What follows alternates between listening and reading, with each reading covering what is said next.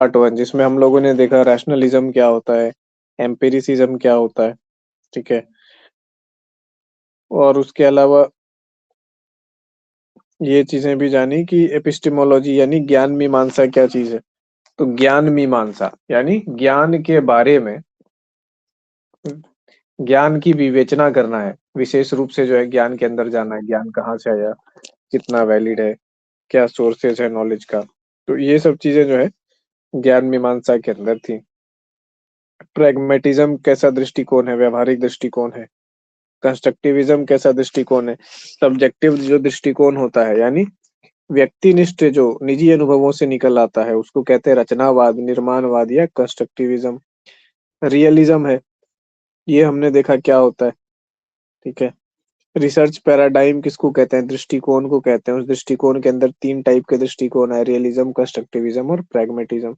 इसके अलावा एक वर्ड जो एपिस्टेमोलॉजी हमने देखा क्या होता है।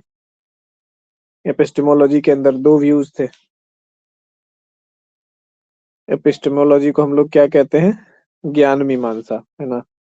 तो ज्ञान को कैसे जाने इसके बारे में आगे बढ़े फिर हम लोग। अब आज हम लोग जा रहे हैं तत्व मीमांसा में, जिसको हम लोग कहते हैं मेटाफिजिक्स, ठीक है?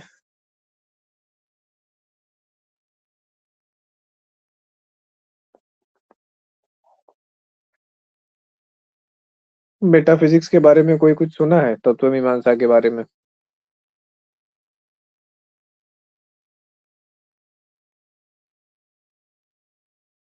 नहीं सर। क्या है ये, तो ब्रांच ऑफ फिलोसफी है। फिलोसफी क्या है कि आगे हम लोग देखते हैं कि फिलोसफी से ही आगे चीजें निकल करके आई है, पेरेंट डिसिप्लिन है। अब तत्व मीमांसा में जो है ना, तत्व का मतलब क्या होता है, मतलब जो चीजें प्रेजेंट है। जैसे मूलभूत प्रश्न इसमें पूछे जाते हैं, किस चीज के बारे में, तो नेचर के बारे में, नेचर ऑफ रियलिटी के बारे में। वास्तविकता क्या है ना, जो हमें इंद्रिय से दिखाई दे रही है, जो इंद्रिय से नहीं दिखाई दे रही है, किसी डिवाइस से मेजर की जा रही है ना। वास्तविकताओं पर जब हम लोग चर्चा करते हैं कि क्या वास्तविक है, क्या अवास्तविक है ना, यही सब चीजों के बारे में, जीवन का सत्य क्या है, नेचर ऑफ रियलिटी। उसके बाद मन, बुद्धि एवं एक्सटर्नल वर्ल्ड यानी संसार लिखते हैं। संसार के बीच क्या संबंध है, what is relationship between mind, intellect and external world. उसके बाद समय क्या है, व्हाट इज टाइम। अब टाइम के बारे में जब आप इस पे क्वेश्चन जाइएगा तो ये एक बड़ा एनलाइटनिंग कंसेप्ट होता है कि टाइम क्या एक कंस्ट्रक्ट है जो एक्चुअली में हमने बनाया हुआ है, ठीक है? अगर रियलिटी में देखें तो टाइम जैसी कोई चीज एग्जिस्ट नहीं करती है। हमने क्या किया कि एक्शंस, जो जैसे कोई मूवमेंट है, किसी एक मूवमेंट को एक सर्टेन रेट से, सर्कुलर मूवमेंट पे घड़ी के सर्टेन रेट को हमने समय मान लिया, या फिर सूरज के उगने या डूबने के बीच के जो है काल को हमने 24 घंटे के बीच में बांट दिया। तो ये क्या किया है, हमने डिवीजन किया, बट एक्चुअली में क्या है, टाइम जैसा कुछ भी नहीं होता।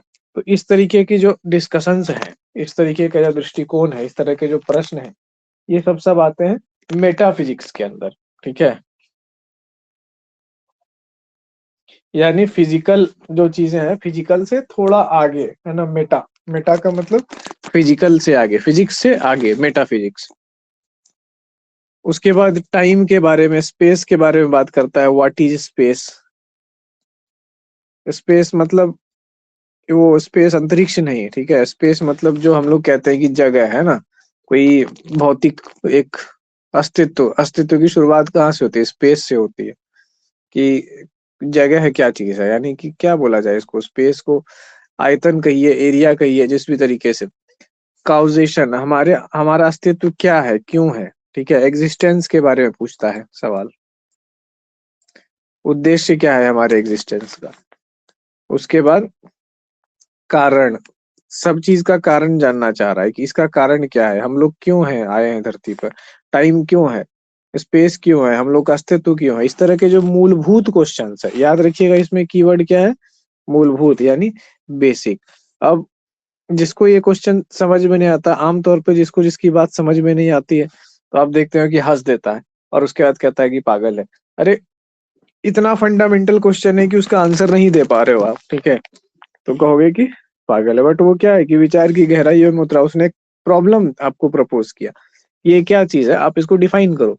बट आप डिफाइन नहीं कर पा रहे हो, आपने क्या किया, एस्केप कर दिया, बोला कि ये पागल है, फकीर है, फिलोसफर है, ये सब। But this is not the way of answering चीज थिंग्स। तो मेटाफिजिकल चीजें क्या होती है, दिमाग घुमाती है। अब मेटाफिजिक्स का रिसर्च में क्या इंपॉर्टेंट है, अरे मेटाफिजिक्स ही तो वो जरिया है जो मूल चीजों पर, मूलभूत मतलब जो बेसिक है, जहां से चीजों की शुरुआत हो रही है, पहले पायदान पर प्रश्न करता है, ठीक है, प्रश्न करना सिखाता है वो। जैसे कि रिसर्च मेथड को भी ये इन्फ्लुएंस करता है। अब मान लीजिए कि कोई रिसर्चर है, आप शोध करता है, आप कह रहे हैं कि जो नॉलेज होता है वो मेनली क्या होता है, सेंसरी एक्सपीरियंस के थ्रू आता है। तो आप कौन से अप्रोच को जो है अपना रहे हैं, एम्पेरिसिस्ट अप्रोच को अपना रहे। तो एम्पेरिसिस्ट तरीके से आप जा रहे हैं, आप कह रहे हैं कि नहीं, ज्यादातर सेंसरी तरीके से आ रहा है, तो हम लोग क्या करेंगे, एक्सपेरिमेंट और ऑब्जर्वेशन करेंगे चीजों को जानने के लिए, सत्य को जानने और अनुभव करने के लिए। अब अगर आप कह रहे हैं कि नहीं, नॉलेज जो है रीजन और इंट्यूशन से आता है, इंट्यूशन मतलब अंतरात्मा की आवाज, ठीक है, नॉलेज और इंट्यूशन से आ रहा है, तो आप क्या करेंगे, थ्योरेटिकल और कंसेप्चुअल अप्रोच को जाएंगे, यानी लॉजिक की तरफ जाएंगे। थ्योरी में क्या होता है और इसमें क्या जा रहे हैं आप, प्रैक्टिकल की तरफ जा रहे हैं, एम्पिरिसिज्म में। तो आपके जो प्रश्न है, ठीक है, इन प्रश्नों को क्या करता है, मेटाफिजिक्स गाइड करता है, क्योंकि मेटाफिजिक्स मूलभूत प्रश्न है कि आखिर नॉलेज होगा कैसे, कहाँ से आएगा। उसके बाद ये पूछ रहा है कारण, कोई चीज का क्या कारण था। रिसर्च में हम लोग कारण संबंध की भी तो व्याख्या करते हैं ना, हम लोग देखते हैं कि कोई चीज किस कारण से हुई, अगर कुछ हुआ तो उसके पीछे क्या कारण था, ऐसा भी तो पता लगाते हैं रिसर्च में। रिसर्च में हो सकता है कि हमारा प्रश्न ये हो कि कोई घटना क्यों घटी, उस प्रश्न का उत्तर करने के लिए। तो मेटाफिजिक्स में भी क्या है कि क्यों, ये हमेशा पूछते रहता है क्यों, इसका सबसे बड़ा क्वेश्चन है क्यों, ठीक है।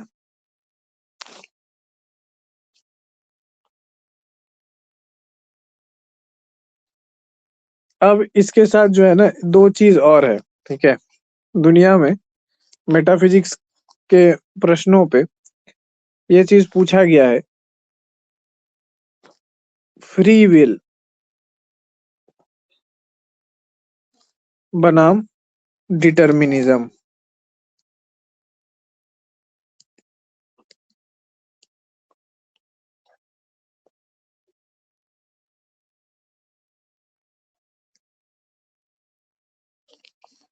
फ्री विल का मतलब क्या है, इच्छा, यानी कि दुनिया में हमारी जो जैसे इच्छा है, सब कुछ इच्छा से ही होता है, हमारी इच्छा से होते हैं। इसको आप कह सकते हैं कर्मवाद, है ना।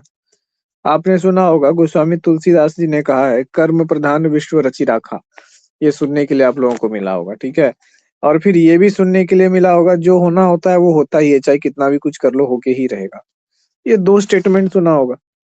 अब दोनों कई बार ट्रुथ के रूप में दिखाई पड़ते हैं। अगर आप अपने लाइफ के एक्सपीरियंसेस को अगर खंगालें, सब्जेक्टिव एक्सपीरियंसेस को, तो दोनों में हो सकता है कि आपका बिलीफ ना, दोनों में से किसी एक साइड आपको झुका मिलेगा। या तो आप कर्मवाद पर ज्यादा भरोसा करते होंगे, है ना, कि जैसा करेंगे वैसा भरेंगे, हमारे करने से चीजें होंगी। या तो आप भाग्यवाद पर ज्यादा भरोसा करते होंगे कि अरे भैया कितना कुछ कर लो, होगा वही जो भाग्य में लिखा होगा। कर्म अपने हाथ में है, लेकिन सब कुछ क्या है, डिटरमाइंड है, सब कुछ निर्धारित है। यानी सब कुछ पहले से ही निर्धारित है, जो हो रहा है, जो होना है, ये सब पहले से ही निर्धारित है, उस पर हम लोग का कोई जोर नहीं है। ये होता है डिटर्मिनिज्म।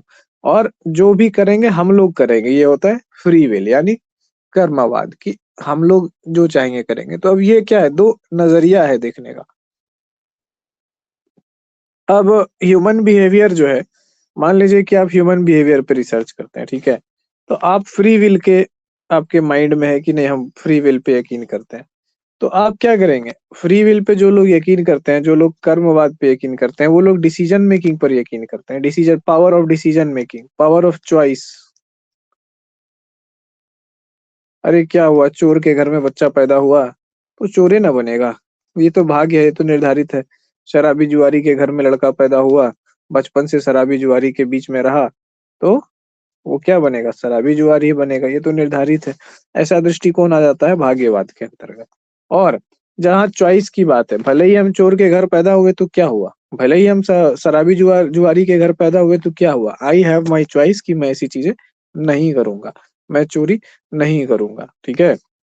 भले ही मैं अत्यंत जातिवादी खानदान में पैदा हुआ हूँ, जहाँ मतलब दूध के दांत टूटने के बच्चे से लेकर के जो है कब्र में पैर लटकने वाले बूढ़े तक में जो है ना, मुंह पर केवल जातिवादी स्लोगन रहते हैं ना, जातीय श्रेष्ठता का गुण, ये वाली चीजें, ऐसी वैसी चीजें, एक दूसरी जाति को नीचे दिखाना कि फिर अपने आप को ऊपर मानना। तो ऐसी चर्चाएं घर में रोज रोज होती रहती हैं। भले ही वैसा होता है, लेकिन मैं वैसी सोच वाला व्यक्ति नहीं बनूंगा। मेरी ये चॉइस है कि मैं एक बैलेंस और साउंड जजमेंट का व्यक्ति बनूंगा। ये जातिवाद और ये फालतू की चीजें रिलीजन के बेसिस पे है ना, बायस, ये सब चीजें मैं नहीं रखूंगा। तो अगर आपकी ऐसी सोच है तो आप क्या है, कर्मवाद में बिलीव करते हैं, आप डिसीजन मेकिंग और चॉइस पे यकीन करते हैं कि सही टाइम पे सही डिसीजन लेना हमारे भाग्य को मोड़ता है। निर्धारित कुछ भी नहीं होता है, हम लोग कर्म करते हैं अपना, और हम लोग सही टाइम पे सही डिसीजन लेते हैं, सही चॉइसेस लेते हैं, जिससे हमारा लाइफ बनता है। ये हो गया फ्री विल, समझ गए आप लोग? तो अगर आप एक रिसर्चर हैं और आप इस पे यकीन करते हैं, तो आप क्या करेंगे? आप देखेंगे चॉइसेस, उस पर फोकस करेंगे कि भाई आदमी का क्या चॉइस है, क्या अथॉरिटी है, ट्रेड्स क्या है, ऐसे वैसे। और डिटर्मिनिज्म में रहेगा तो क्या, आप इन्वायरमेंट पे ज्यादा फोकस करेंगे कि वातावरण कैसे प्रभावित कर रहा है चीजों को होने के लिए। व्यक्ति कुछ भी नहीं करता है, व्यक्ति जो भी करता है उसका 90%, 90% क्या होता है, वातावरण से ही प्रभावित होता है। अगर इस व्यू से आप जाएंगे तो आपका अप्रोच कहलाएगा डिटर्मिनिस्टिक अप्रोच, ठीक है। और इधर का अप्रोच कहलाएगा एजेंसी अप्रोच, या फिर फ्री विल वाला अप्रोच कहलाएगा।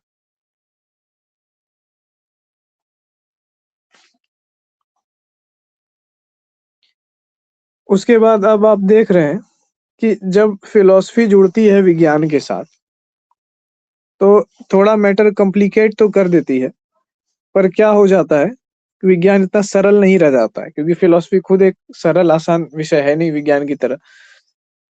लेकिन क्या होता है कि उसमें ना ऐड कर देता है, जैसे केक के ऊपर आप वो लगाते हैं ना, केक बना लिया, केक के ऊपर थोड़ा सा वो क्रीम पेस्ट्री जो होता है, पेस्ट्री कहते हैं, क्या कहते हैं उसको, क्रीम मीठा सा जो होता है, जो भी होता है, कलरफुल और मीठा सा एकदम क्रीम होता है, तो उसको लगा दिए केक बनाने के ऊपर, तो बहुत बढ़िया हो गया केक, अब जो है स्वादिष्ट हो गया। वही केक जो नॉर्मली लगता खाने में, उसके ऊपर आपने क्रीम डाल दिया मीठा सा थोड़ा फ्लेवर्ड वाला, तो वो बेहतरीन लगने लगा, और उसका दाम भी काफी बढ़ गया। तो ये चीज जो आपने किया, फिलॉसफी जब जुड़ती है तो क्या करती है, इंटरडिसिप्लिनरी सिंथेसिस का कारण बनती है। तो मेटाफिजिक्स के कारण क्या होता है, इंटरडिसिप्लिनरी सिंथेसिस का गुण आता है। इंटरडिसिप्लिनरी का मतलब क्या है, जैसे साइंस एक डिसिप्लिन है, यानी एक क्षेत्र है। इंटरडिसिप्लिनरी सिंथेसिस, जिसका अर्थ हुआ एक से अधिक क्षेत्रों से आप नॉलेज को निकालते हैं। आपका अप्रोच क्या होता है, इसको क्या बोलेंगे, बहुआयामी।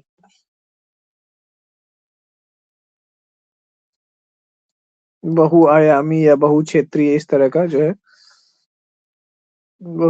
बहुआयामी गुण आएगा उसमें।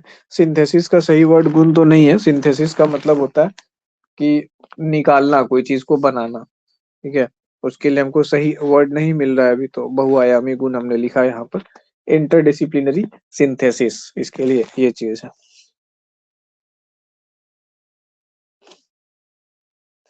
तो ये क्या कर रहा है कि एक डिसिप्लिन की जो बाउंड्री है, एक सब्जेक्ट की जो बाउंड्री है, मान लीजिए साइंस की या साइकोलॉजी की जो बाउंड्री है, उसको क्या करता है, उस बाउंड्री को बड़ा करता है, उस लिमिट को बड़ा करके हमें उस बाउंड्री से बाहर जा करके सत्य की तलाश करने का अवसर देता है। कौन? मेटाफिजिक्स, यानी तत्व मीमांसा। क्यों?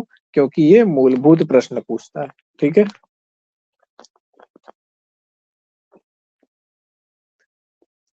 अब एक वर्ड है ऑन्टोलॉजी। इस सब पे पता है, एक एक किताब है ऑन्टोलॉजी पे, पूरी की पूरी एक बुक है जो ऑन्टोलॉजी को बताती है, ऑन्टोलॉजी क्या है, नहीं है, कैसे है, नहीं है, ऐसे करके पूरी किताब है। मेटाफिजिक्स पर पूरी की पूरी किताब है। एम्पिरिसिज्म पर पूरी, एपिस्टेमोलॉजी पे पूरी की पूरी किताब है। ठीक है। जब नॉलेज सिस्टम्स को परखने जाइएगा, लॉजिक पर पूरी की पूरी किताब है। नागेल करके एक राइटर है, उसका लॉजिक पे किताब है। ऑन्टोलॉजी पे गबरीली का किताब है। तो ऐसे करके बहुत सारी किताबें हैं। मेरे पास उन किताबों की सॉफ्ट कॉपी है मेरे रीडर में। तो हमको भी एक बार ऐसे चढ़ा कि भाई देखें आखिर आखिर कहाँ तक जाता है ये नॉलेज की खोज जो है ना, कितनी गहराई तक जाता है। वो इतनी गहराई तक जाता है कि हमको लगा कि रिसर्च मेथड से हम भटक करके फिलॉसफी की गहराइयों में डूब जाएंगे।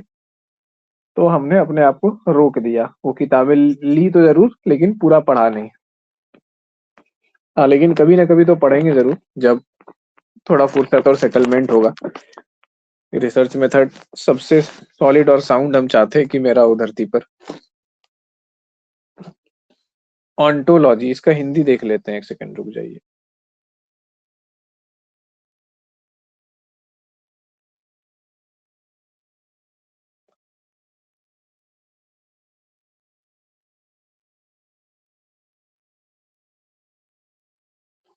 इन सारे शब्दों से, मतलब इन चीजों से नेट पे क्वेश्चन पूछा जाता है, लेकिन पहली बार कोई देखता है तो वो ऑन्टोलॉजी ये क्या होता है भाई। एक बार क्वेश्चन आया था, खुद हम भी उस बार नेट का एग्जाम दिए तो उसमें पूछा गया था ऑन्टोलॉजी, और हम उसी टाइम पढ़े थे।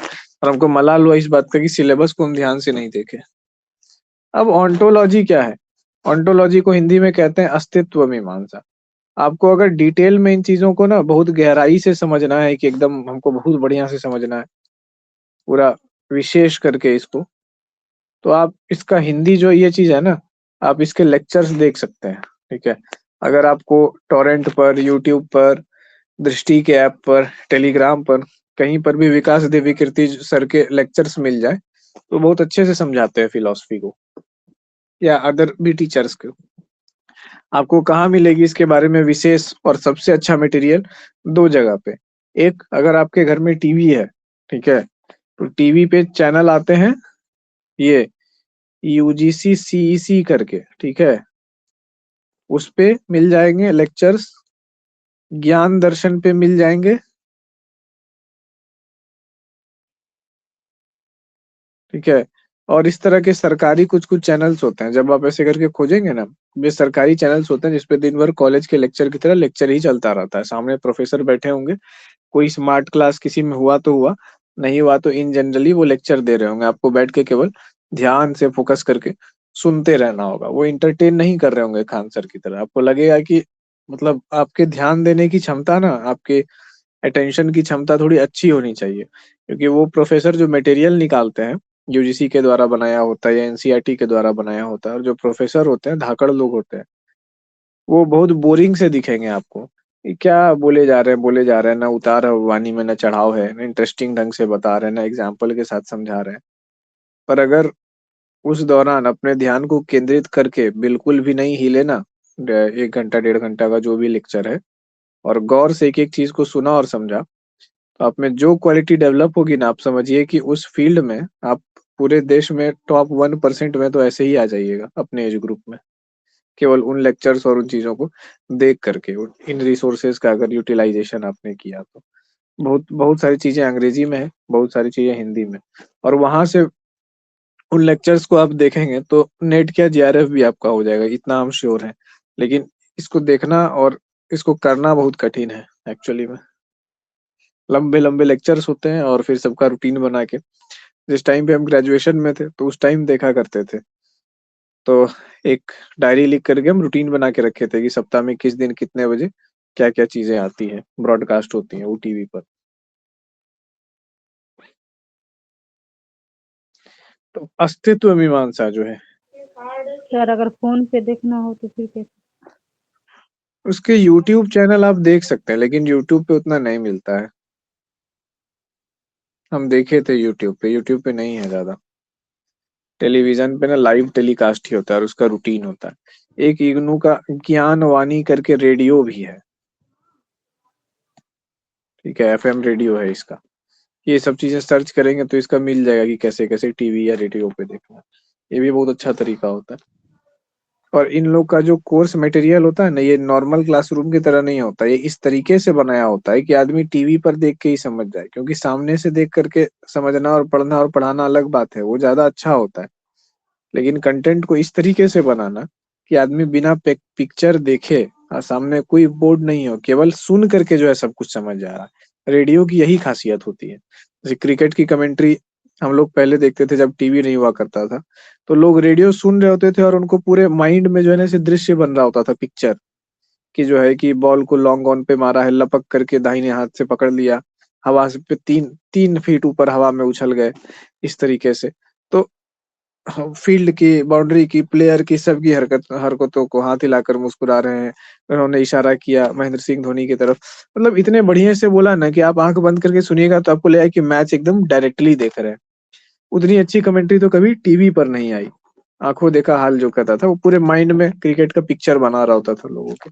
तो वैसे ही ज्ञानवाणी और रेडियो पे जो कंटेंट आते हैं ना, वो वैसे ही होते हैं कि आपको एक्चुअली में विजुअल की आवश्यकता नहीं पड़ेगी। उसको विशेष ढंग से लिखा जाता है स्क्रिप्ट को। हम लोग भी जब रेडियो प्रोग्राम बनाते हैं ना, तो वैसे ही बनाते हैं कि हमको पता है कि सामने आगे वाले के पास देखने के लिए कुछ नहीं है, तो इस ढंग से उसको डील करते हैं कि देखने की जरूरत ही नहीं पड़े। और हो सकता है कि बिना फिगर देखे ही आप किसी चीज का डायग्राम तक बनाते हैं, केवल सुन करके कैसे ऐसे ऐसे करके है, इतना बढ़िया से समझा दिया जाता है। तो चलिए हम लोग आते हैं अस्तित्व मीमांसा पर, ठीक है, कि क्या है भाई ऑन्टोलॉजी।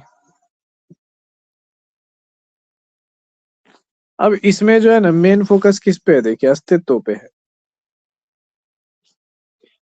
किस चीज का अस्तित्व? हमारा अस्तित्व, व्यक्ति का, जगत का, संसार का, रियलिटी का। रियलिटी के लिए हिंदी वर्ड हमको नहीं समझ में आ रहा है, क्या होगा रियलिटी का अस्तित्व?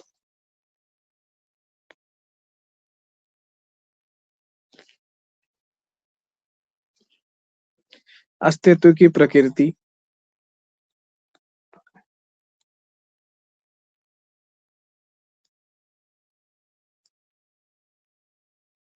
आर्ट्स में सबसे टेढ़ा विषय शायद इसको ही फिलोसफी को ही कहा जाता है, और अगर पूरी दुनिया में सबसे टेढ़ा विषय लीजिएगा तो भी इसको ही कहा जाता है, फिलोसफी को ही। लेकिन जिसने इस विषय पे कमांड प्राप्त कर लिया या एवरेज से अभाव भी हो गया, तो अरे यार, एक सेकंड, तो उसका समझ लीजिए कि काफी उसकी बुद्धि और उसके व्यक्तित्व में इतना परिवर्तन आ जाएगा, उसके रिसर्च स्किल, लॉजिक और ये चीजों में एक तरीके से पुनर्जन्म हो जाएगा उस व्यक्ति का। फिलॉसफी बहुत डेंजरस सब्जेक्ट भी है, ये आदमी को बदल देता है।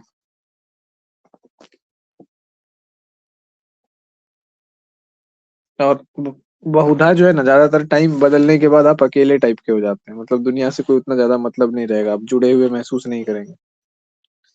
अब आप परेशान रहते हैं, खुश रहते हैं, ये एक अलग प्रश्न है। दोनों तरह के लोग हुए हैं, जो लोग फिलोसफी बहुत ज्यादा पढ़ लिए हैं, कुछ लोग बहुत परेशान हो गए हैं, मतलब उनको एकदम जीवन और समाज सब कुछ भी अच्छा नहीं लगने लगा। और कुछ लोगों को ना एकदम, मतलब कोई फर्क नहीं पड़ने लगा अच्छा है क्या खराब है, मुक्त जैसे हो गए वो। तो नॉलेज जो है ना, वो पावर है। अब वो पावर आपको फ्री करता है या आपको कैदी बनाता है, ये डिपेंड करता है कि आप किस रास्ते गए हैं। तो इसीलिए फिलोसफी को खतरनाक सब्जेक्ट्स में से एक कहा जाता है व्यक्तियों, लोगों के लिए। तो अस्तित्व मीमांसा में हमने देखा कि अस्तित्व के बारे में बात करेंगे। अब अस्तित्व है, तो भाई अगर हमारे अस्तित्व है तो अस्तित्व के कितने प्रकार हैं? जैसे, ये क्या मतलब हुआ सर, अस्तित्व के कितने प्रकार हैं?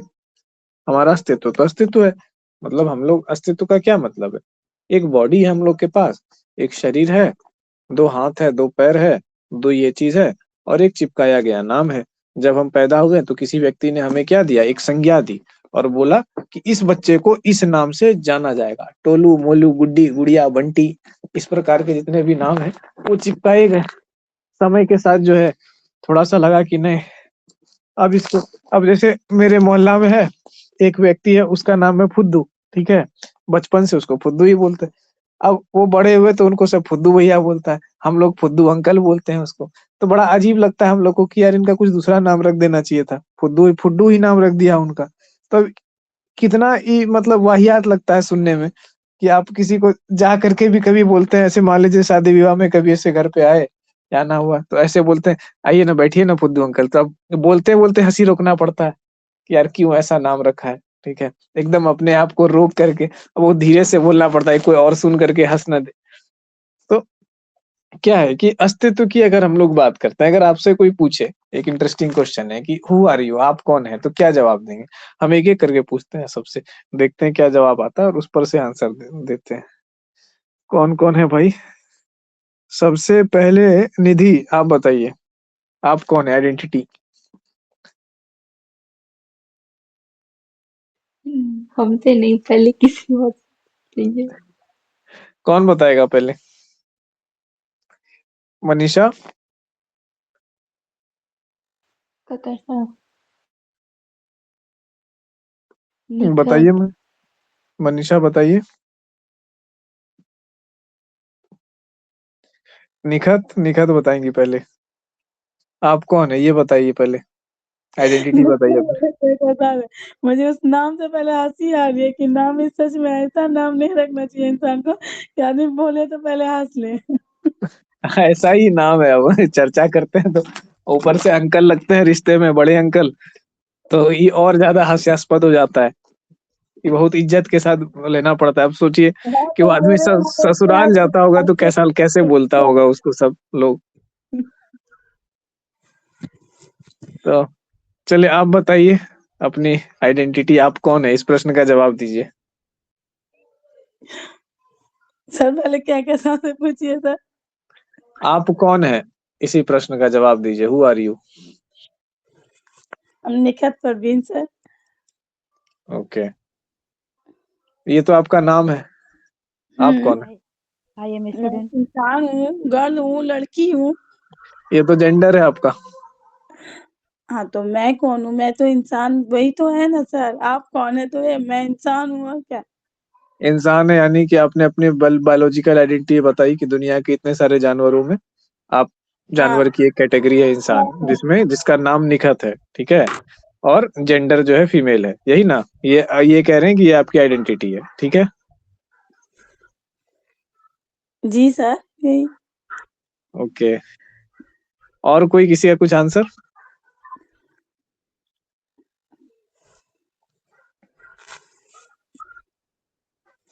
कुछ अभी नहीं बोलेगी, पहले सोचने दीजिए सबको। हाँ सोच के बोलिए, कोई दिक्कत नहीं है। फिलोसफी तो कहता ही है सोचो और दिमाग लगाओ, जितना सोचोगे दिमाग लगाओगे, रिसर्च मेथड में जितना दिमाग का घोड़ा दौड़ाओगे दिमाग उतना तेज होगा। पूरा सब्जेक्ट एक तरफ और केवल रिसर्च मेथोडोलॉजी और इसका फिलोसफिकल बैकग्राउंड एक तरफ, ये अपने आप में पूरा एक सिलेबस है।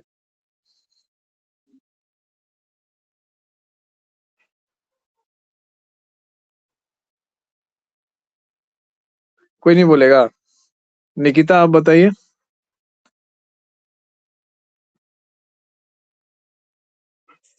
सर आई एम स्टूडेंट सही ना होगा? ठीक है, हाँ तो पहचान ही तो बताना है, वही तो बता रहे सर, बोल रहे पूछ रहे। ठीक है, आप आपका हो गया, अब आप दूसरे को आंसर देने दीजिए। हम कहकशा बता बोलेगी आई देते एम हैं। स्टूडेंट, ठीक है? आप छात्रा हैं, आपकी ये पहचान है, आपकी आइडेंटिटी है। आप कौन है हमने पूछा, आपने बताया कि मैं छात्रा हूँ, ठीक है? अब निकिता आप बताइए।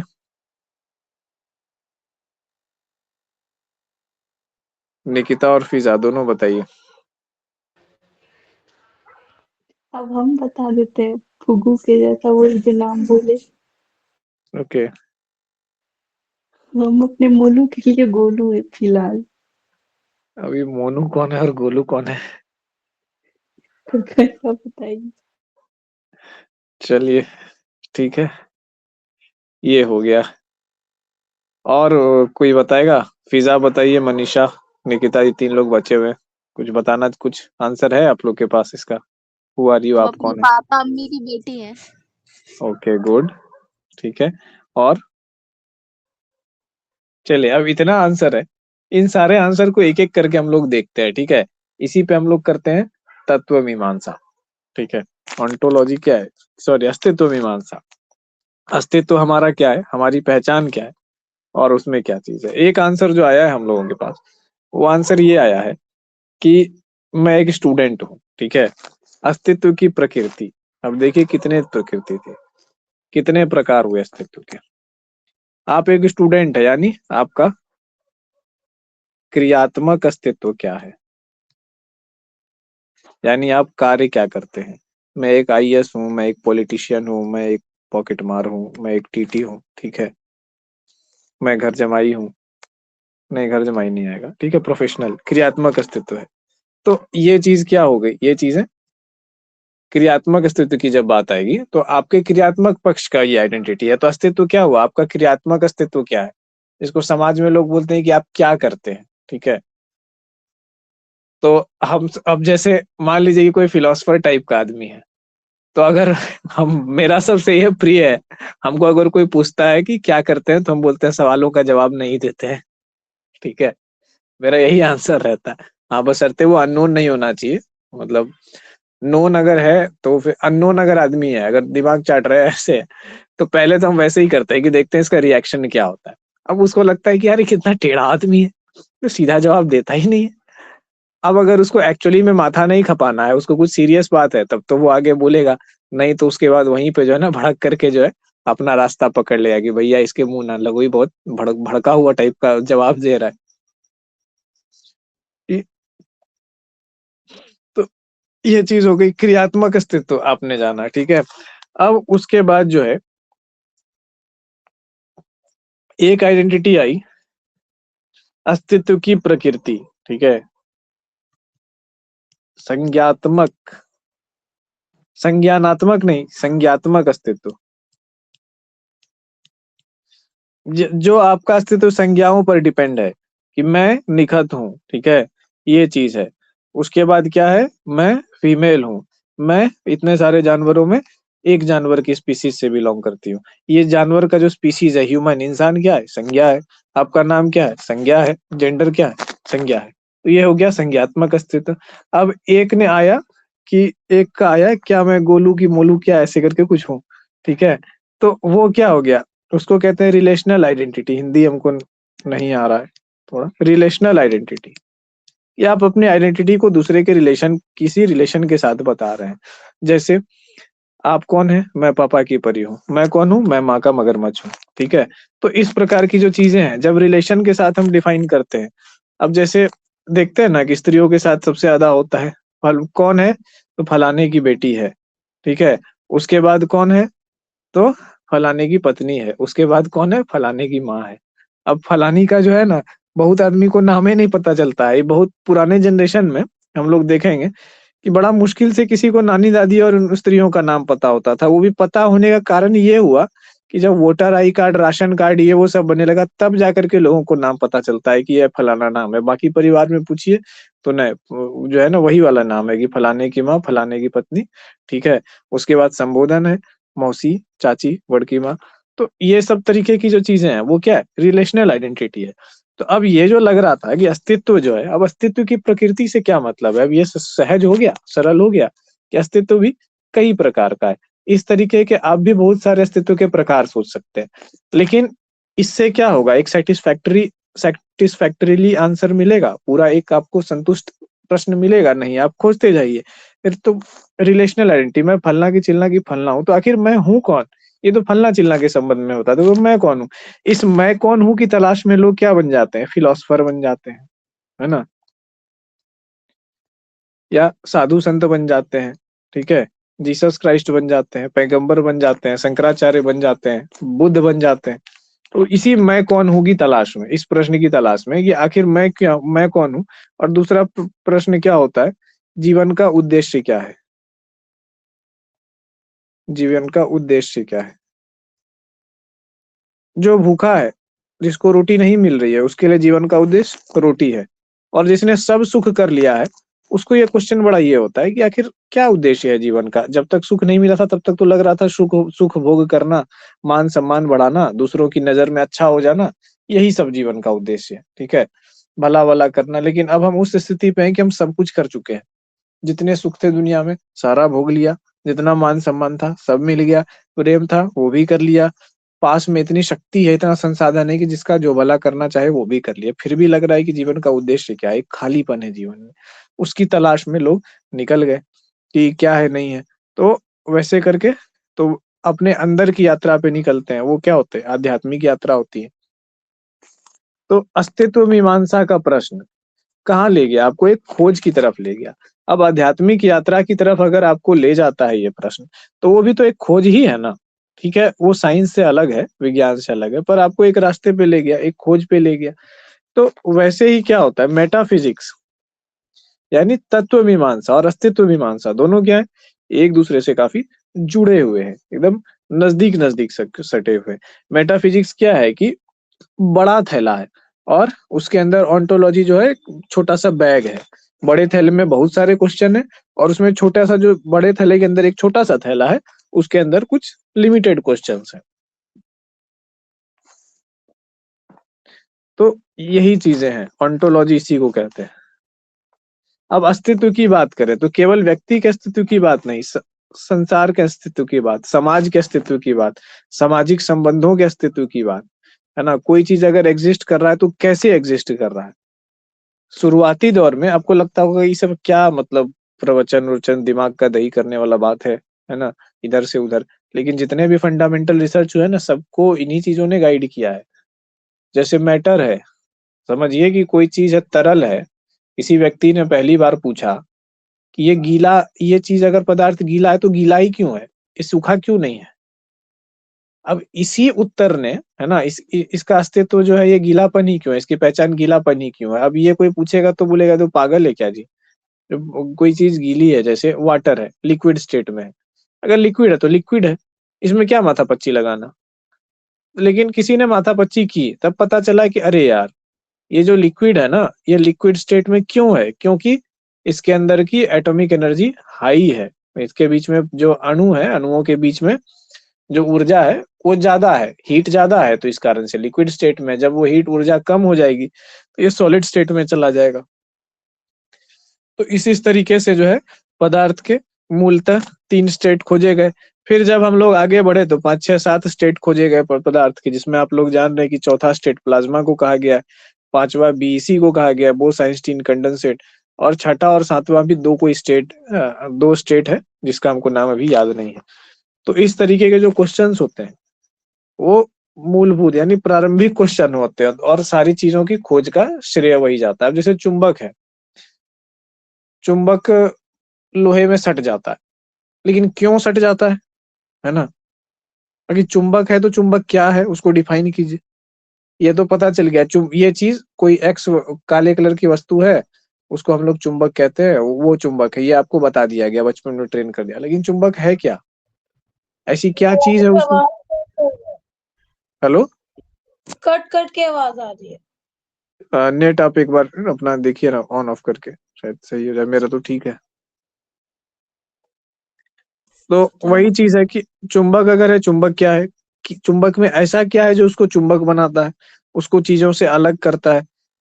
अगर कोई चीज चुंबक है और कोई चीज चुंबक नहीं है तो दोनों में क्या अंतर है, वो जो अंतर है उनके आधार क्या क्या है।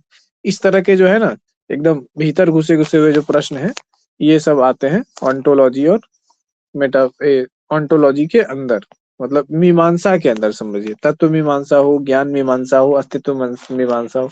मीमांसा का मोटा मोटा अर्थ आप लोग समझ लीजिए, बाल की खाल निकालना, ठीक है।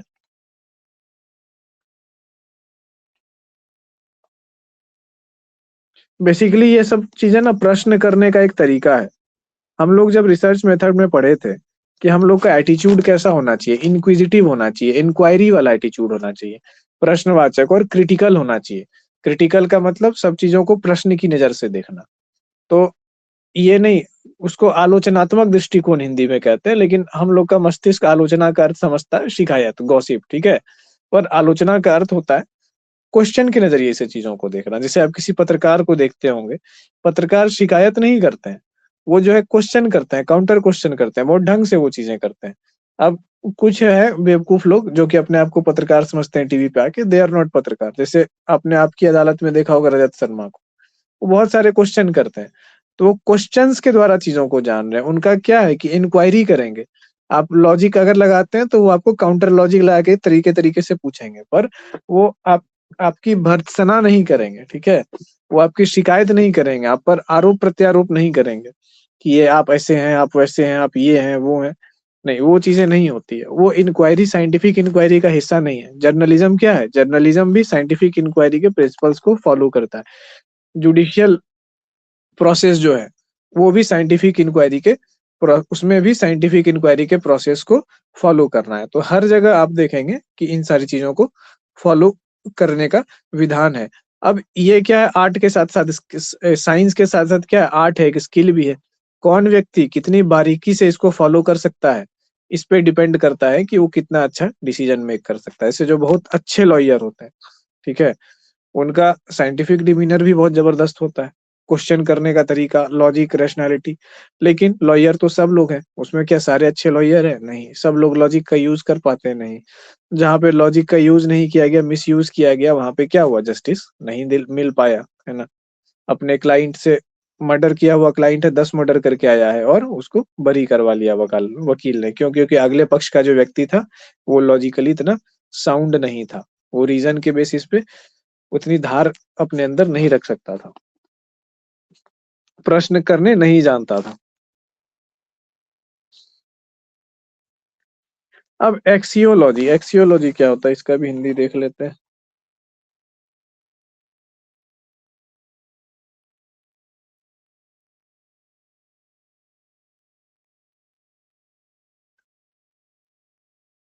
इसको कहते हैं मूल्य मीमांसा। मूल्य तो समझ रहे हैं आप लोग, मूल्य मतलब दाम नहीं, जीवन के मूल्य, आदर्श, वो वाली। तो इसमें किसकी बात होगी? इथिक्स की बात होगी। क्या एथिकल है, क्या एथिकल नहीं है ना। एस्थेटिक्स की बात होगी, सुंदरता, सौंदर्य की बात होगी, है ना। क्या चीज सुंदर है, क्या सुंदर नहीं है। कोई चीज सुंदर है तो यही चीज सुंदर क्यों है, इसी को सुंदर क्यों कहते हैं, इससे जो अलग कोई चीज है उसको सुंदर क्यों नहीं कहते हैं।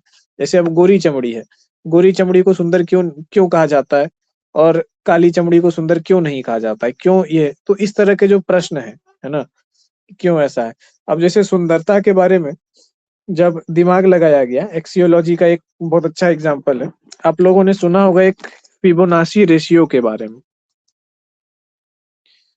फिबोनाची सीक्वेंस या फिबोनाची रेशियो।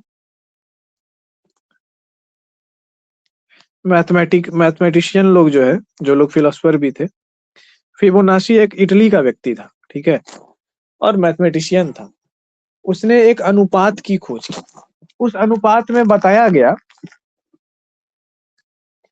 जैसे शंख का शेल होता है ना, आप लोग देखे होंगे कि ऐसे करके होता है, थोड़ा इस टाइप का। अब हम पूरा अच्छे से डायग्राम उसका नहीं बना पा रहे, पर इस तरीके से कुछ, और इसको कुछ ज्योमेट्रिकल लाइंस में ऐसे करके डिवाइड किया, इस तरीके से, और ऐसे ऐसे करके एरिया वाइज जो है ना कुछ उसको करके, सबका 4 पार्ट में एरिया डिवाइड करके उस एरिया का रेशियो निकाला इन लोगों ने, इस तरीके से। अब उस जो रेशियो निकाला, और उसने, फिबोनाची ने ये चीज देखी कि नेचर में जितनी चीजें हम इंसानों को सुंदर लगती है, खूबसूरत लगती है, फल, फूल, ठीक है, शरीर का आकार, जानवर का, वो चीज क्या बोलते हैं, जानवर को नहीं कहते क्यूट है, सुंदरता, जितनी भी चीजों को हम लोग सुंदर देख रहे हैं, चाहे पेंटिंग को देख रहे हैं, बिल्डिंग को देख रहे हैं, कुछ भी चीजों को देख रहे हैं, उसके भीतर में सिर्फ फिबोनाची सीक्वेंस यानी फिबोनाची रेशियो पाया जाता है उसके आकार प्रकार में। अगर उसके विभिन्न जो, जैसे यहाँ पे है, ये ऐसे करके एक लेंथ ले लीजिए, ऐसे करके यहाँ से इसकी लंबाई, ठीक है, यहाँ से इसकी लंबाई, यहाँ से इसकी लंबाई, तो अलग अलग जगहों से इसकी लंबाई चौड़ाई को नाप करके उस रेशियो को निकाला जाता है। और पाया गया, इवन जो चेहरा भी हमें खूबसूरत दिखता है, जिसको हमारा दिमाग कहता है कि खूबसूरत है, उसमें भी ये फिबोनाची सीक्वेंस पाया गया। फिबोनाची रेशियो जो है वो एक मैथमेटिकल नंबर है, जैसे पाई एक मैथमेटिकल नंबर है ना, 3.14, तो ये पाया गया। इसका सबसे बड़ा चीज जो है ना, एक्सियोलॉजी का सबसे, ये एस्थेटिक्स के फील्ड में सबसे बड़ा योगदान यही है सुंदरता को मैथमेटिकली डिफाइन करना, फिक्स कर देना कि ये चीज है। और ऐसी कोई भी चीज नहीं है जो कि फिबोनाची सीक्वेंस पे आप रख दें और वो आपको सुंदर न लगे। जैसे अभी हम आपको दिखाते हैं एग्जाम्पल इसका।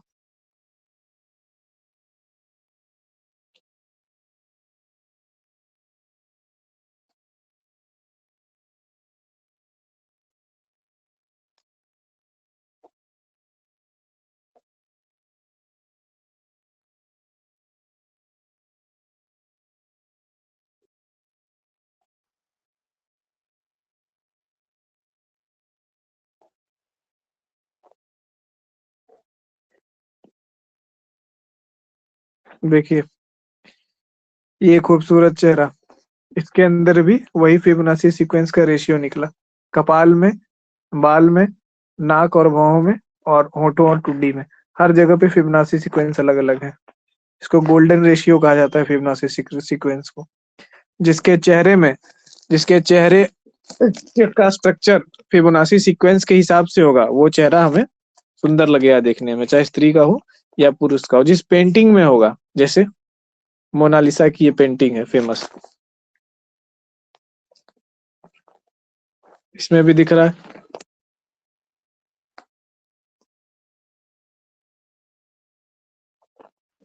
ये भी एक फेमस पेंटिंग है। जो भी चीजें दिमाग को अच्छी लगी है, हिट की है, सब में फिबोनाची सीक्वेंस जो है खोजा गया है।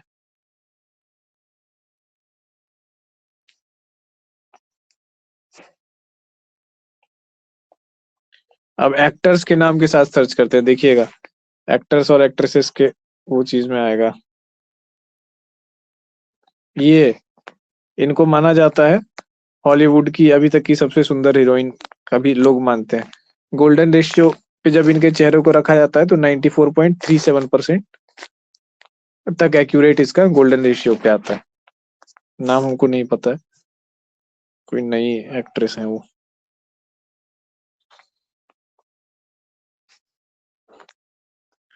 अब देखिए फिबोनाची सीरीज को नेचर में, ह्यूमन ब्यूटी नहीं, फिबोनाची सीरीज नेचर।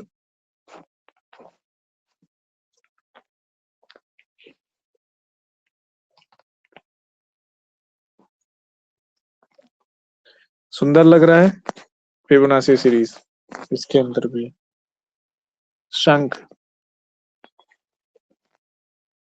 तो पाया गया है कि ऐसी चीजों में गैलेक्सी, किसी चीज पे भी निकल सकता है सर।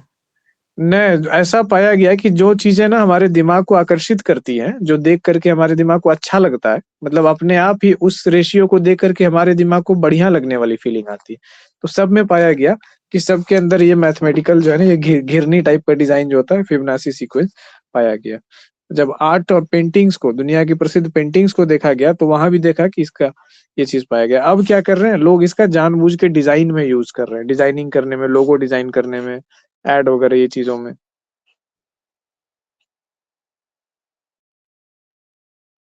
सनफ्लावर। और ऐसा नहीं है कि ये पसंद पसंद की बात है, प्राकृतिक रूप से आपको भीतर से अच्छा लगेगा। हम लोग प्रोग्राम में फिबोनाची सीक्वेंस में चीजों को ग्रहण करके अच्छा जानने समझने के लिए। गुलाब का फूल,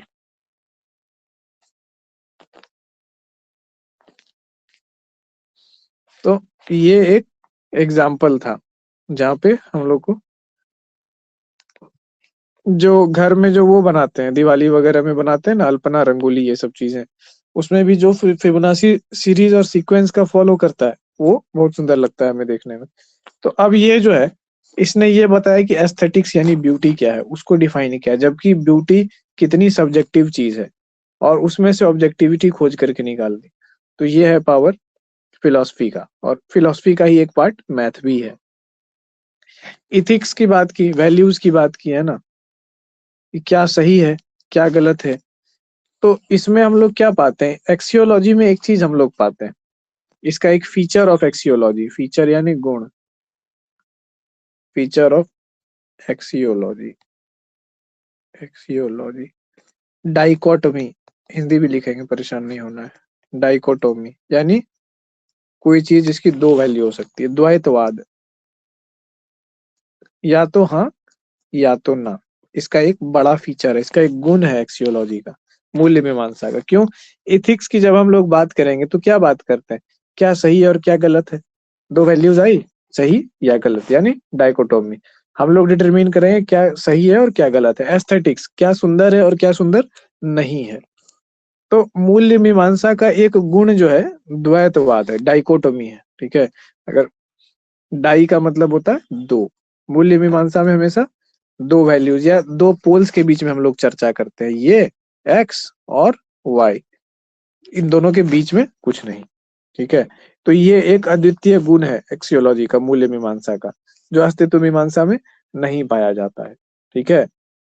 मेटाफिजिक्स में तो अगर आपको पूछा जाएगा कि इन चार ऑप्शंस दे दिया जाए और इनमें से पूछा जाए कि द्वैतवाद यानी डाइकोटोमी मूलतः इसमें से किस दर्शन का, ठीक है, या इसमें से किसका एक विशिष्ट गुण है, तो आप लगाएंगे उत्तर मूल्य मीमांसा का, ठीक है।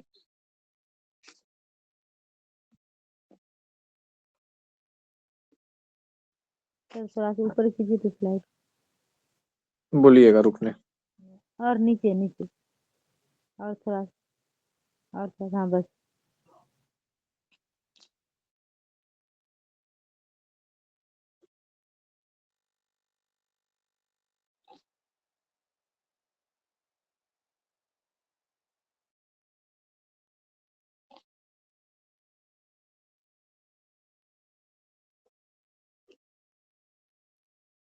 हो गया सर, ऊपर कर दीजिए। चलिए, एक्सियोलॉजी के बाद हम लोग एक चीज देखते हैं जो कि हमारे मस्तिष्क को समझने के लिए बहुत आसान है। मस्तिष्क को कोई चीज कठिन कब लगती है, जब वो चीज नई होती है, ठीक है। आप किसी नए व्यक्ति से मिले हो, ठीक है, पहली बार मिल रहे हो, क्या उतना कंफर्टेबल महसूस करते हैं? नहीं महसूस करते। जब तक उस व्यक्ति में कुछ वैसा विशिष्ट गुण ना हो कि बहुत ओपन हो और बहुत मतलब खुशनुमा टाइप का हो कि बहुत कंफर्टेबल आप हो गए फर्स्ट टाइम में, तो फिर ठीक है, नहीं तो आप कंफर्टेबल नहीं महसूस करते। जब पहली बार एबीसीडी लिख रहे थे, कंफर्टेबल महसूस कर रहे थे? नहीं महसूस कर रहे थे। कितना भयानक स्ट्रेस था, लेकिन आज लगता है कि ये तो खेल खेल की बात थी। आज तो हम लोग सेंटेंस बना रहे हैं, ऐसे लिख रहे हैं। इमेजिन कीजिए बच्चे के लिए, जो बच्चा अभी अल्फाबेट एबीसीडी लिखना सीख रहा है, उसके लिए ए बी और सी लिखना तो दुनिया का सबसे कठिन टास्क हो गया है। मतलब घुमा रहा है, हाथ घूम नहीं रहा है। इसको ए बोलते हैं, इसको बी बोलते हैं, इसको सी बोलते हैं, 4 से 5 में ई तक जाते जाते दिमाग का दही हो जा रहा है उसके साथ। वो तो इमेजिन भी नहीं कर सकता है कि कभी जो है मतलब ऐसा होगा कि पोयम और छायावादी और ये चीजें लिखते हैं, ऐसे वैसे लोग जो है कैसे शब्दों के साथ खेलते हैं, लोगो बनाते हैं, ये वो चीजें करते हैं। तो अभी अपने आप को, अगर आपको लग रहा है कि फिलोसफी दिक्कत है, सिर में दर्द दे रहा है, तो इसको बहुत इजी वे में लीजिए कि हाँ, जब पहली बार कोई चीज को, कठिन चीज को हम लोग कर रहे होते हैं तो वो मुश्किल ही लगता है, आसान नहीं लगता। ये एक नई चीज है और दिमाग को मोड़ने वाली चीज है। आपके दिमाग और व्यक्तित्व को कंस्ट्रक्ट करके नए तरीके से मोड़ती है। तो ऑब्वियस है कि ये एक ही बार में फिलोसफी जल्दी से ना तो समझ में आता है और ना बहुत जो है ना बढ़िया से एकदम अंदर दिमाग में घुसता है कि एकदम परिपुष्ट हो गया नॉलेज। बाकी चीजें आप समझ सकते हैं, फिलोसफी को कई बार पढ़ना पड़ता है, गहराई से पढ़ना पड़ता है। हम लोग को इतने का काम है। बाकी इसके अलावा जो आपके पास दिन में 23 घंटे हैं, उसका सदुपयोग कीजिए पढ़ने में। थ्योरी, अब थ्योरी क्या है? सबसे आसान तो यही है। अरे थ्योरी क्या है? थ्योरी क्या है? सेट ऑफ आइडियाज और प्रिंसिपल्स। सेट ऑफ आइडियाज है या फिर सेट ऑफ प्रिंसिपल्स है,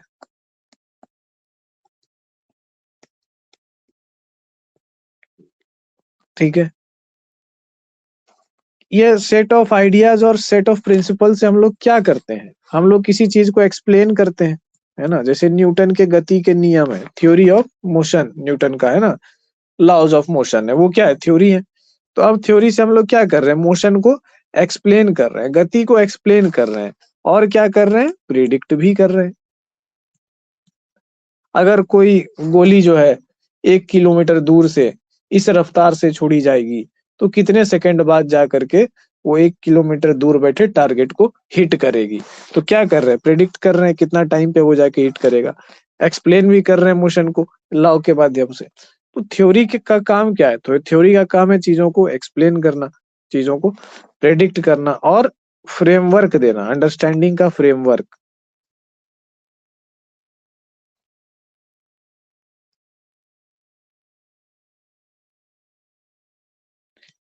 मतलब समझने बूझने के लिए एक खाका तैयार करना, ठीक है, थ्योरी की एक सेटअप तैयार कर दिया। अब थ्योरी क्या है, एक फिजिकल चीज है क्या? भौतिक में थ्योरी को छुआ जा सकता है? नहीं छुआ जा सकता है। थ्योरी को हाथ में उठाया जा सकता है? नहीं उठाया सकता है। थ्योरी को किसी को उठा के दिया जा सकता है? नहीं। थ्योरी को एटीएम से निकाला जा सकता है? नहीं। Theory is not a physical object. Theory क्या है कि theory is a framework of understanding, एक मानसिक प्रक्रिया है, वो एक नॉलेज सिस्टम है वो, ठीक है। थ्योरी क्या है, एक नॉलेज सिस्टम है, एक फिजिकल सिस्टम नहीं है। कंप्यूटर एक फिजिकल सिस्टम है, मोबाइल एक फिजिकल डिवाइस है। आप जो क्वेश्चन है तैयार करते हैं साइकोलॉजी में, वो क्या है, फिजिकल डिवाइस है। बट थ्योरी क्या है, थ्योरी एक इंटेलेक्चुअल डिवाइस है, ठीक है। आप उसको लिख के बता सकते हैं, ठीक है, पर उसको यूज जो किया जाएगा वो हमेशा माइंड में ही किया जाता है। मतलब वो मेंटल प्लेन की चीज है, वो कोई भौतिक चीज नहीं है थ्योरी।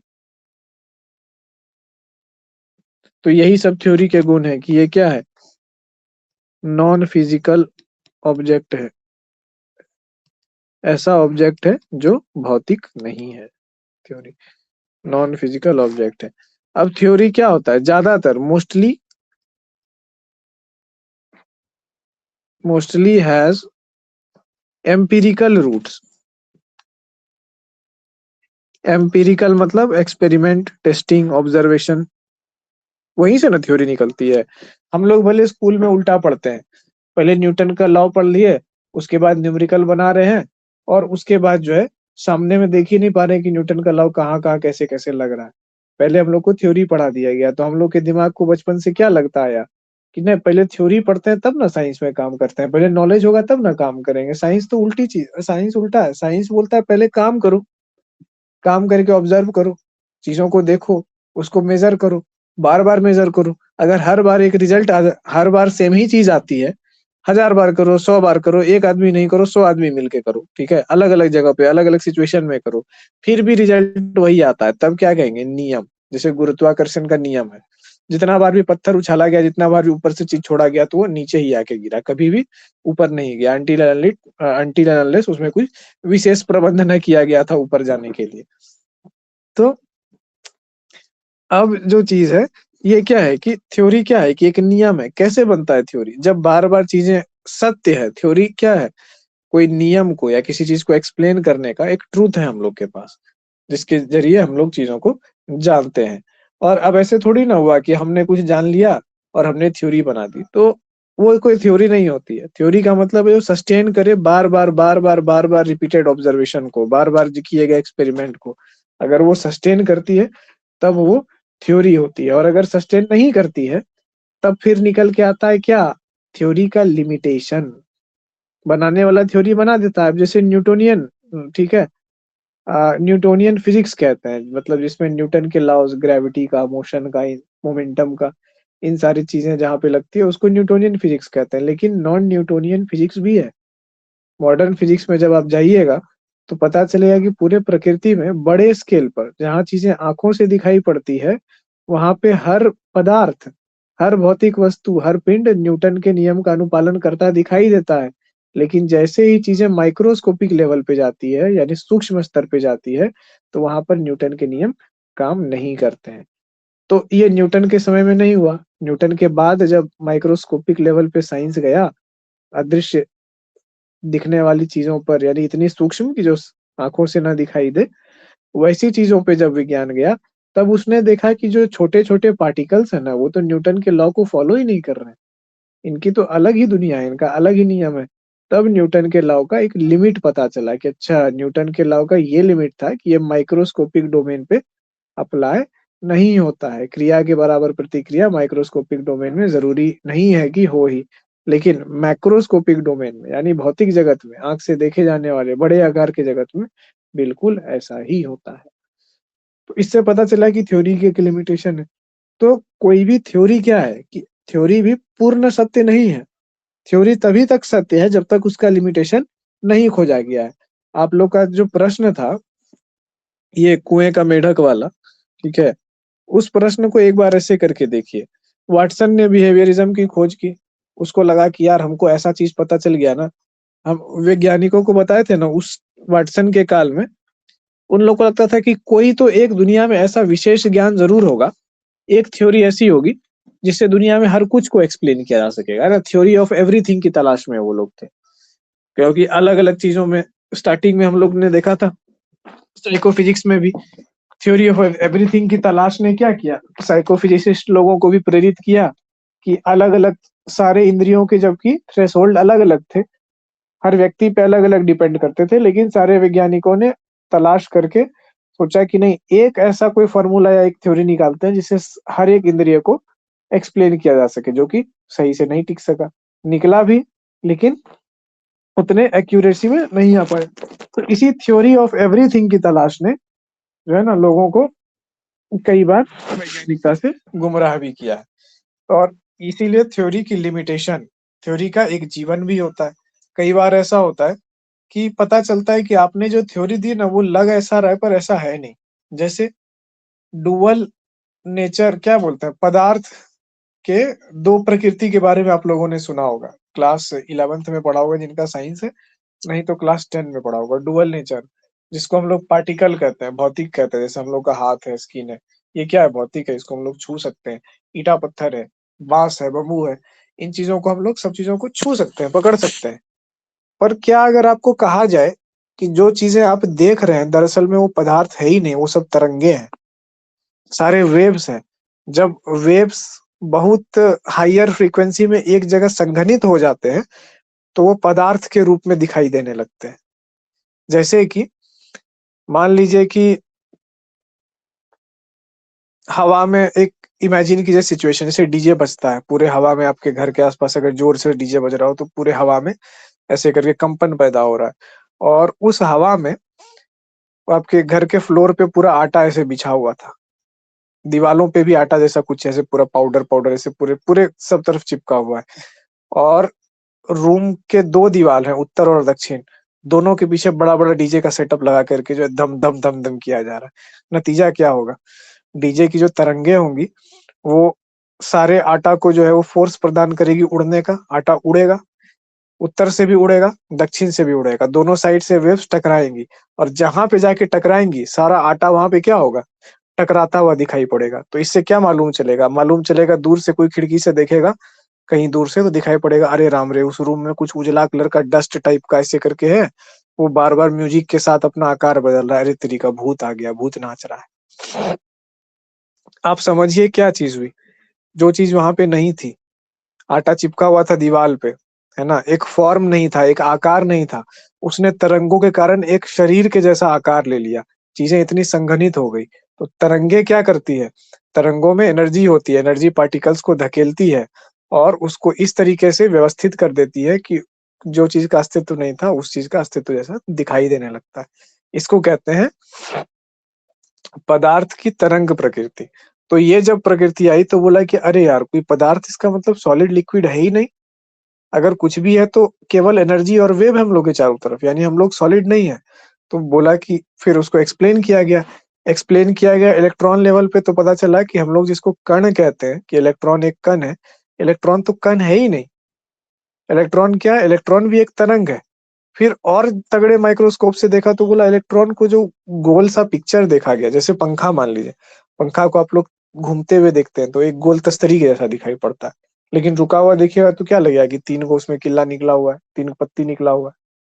तो चूंकि उसका घूमना जो है ना उसको एक तस्तरी के आकार का अस्तित्व देता है। मान लीजिए कि आप पंखा में एक बॉल ऐसे उछाल के फेंक रहे हैं, गेंद उछाल के फेंक रहे हैं, स्लो स्पीड में गेंद आर पार हो जाएगी, पंखा का स्पीड बढ़ाते जाइए, इतना बढ़ा दीजिए कि वो पूरा पंखा जो है ना वो एक सॉलिड तस्तरी की तरह बिहेव करने लगे। आप इधर से बॉल फेंक रहे हैं, उधर से टकरा के आ रहा है, जब स्पीड बहुत ज्यादा हो जाएगा तो क्या होता है, एनर्जी और मोशन चीजों को आकार दे रहा है। तो ये दृष्टिकोण जो आया फिजिक्स में, ये क्या थी, थ्योरी थी, जो पहले वाली जो है चीजों का खंडन करती थी। तो कोई भी थ्योरी कभी एब्सोल्यूट नहीं होती है, इसीलिए अगर आपको थ्योरी पता हो तो थ्योरी का लिमिटेशन भी पता होना चाहिए, तभी हुआ संपूर्ण ज्ञान, नहीं तो हो गया अधूरा ज्ञान जो कि खतरनाक हो जाएगा। क्योंकि हम लोग अप्लाइड फील्ड से हैं, ठीक है, हम लोग थोड़ा डॉक्टर टाइप के फील्ड से हैं, पढ़ते हैं, मतलब नहीं कहते हैं पढ़ना एक अक्षर और ज्ञान देना 100 अक्षर, वही वाला हिसाब होता है हम लोगों का। लेकिन हम लोग ऐसे फील्ड से बिलोंग करते हैं कि आपका अधूरा नॉलेज जो है ना किसी की जिंदगी बर्बाद कर सकता है। इसीलिए हम किसी को साइकोलॉजी के विषय में या उसके बारे में जल्दी हम सलाह नहीं देते हैं किसी को। भाई जहाँ प्रोफेशनल है, जहाँ है वहां जाओ, जो कॉन्फिडेंट है इस बात के लिए, जिसके सलाह से चीजें सही हो जाएंगी, वो चीजें पता लगाओ। क्योंकि मेरा नॉलेज क्या है, अधूरा है।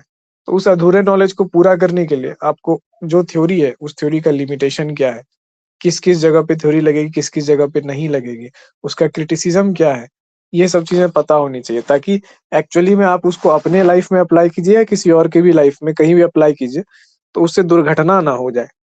ठीक है। तो थ्योरी के बारे में जब हम लोग पढ़ते समझते हैं, तो इस तरीके से हमें चीजों को देखना है, तब आपका नॉलेज होगा पूर्ण। ठीक है। नहीं तो सिलेबस के हिसाब से अगर पढ़ते रहिएगा कि हाँ ये क्या है, इस थ्योरी की व्याख्या करें, एग्जाम में लिख दिया, पीजी में बढ़िया नंबर ले आए 75% 80%, कुछ नहीं, बुड़बक बनाने के लिए बैठी हुई है शिक्षा व्यवस्था आपको, और आप बन के खुश हो रहे हैं। तो वो चीजें नहीं करनी है हमें। कि अब हम लोग रिसर्च के फील्ड में घुस रहे हैं, मतलब नॉलेज का रियल लाइफ एप्लीकेशन में घुस रहे हैं। तो आज के लेक्चर को यहीं पे रोकते हैं।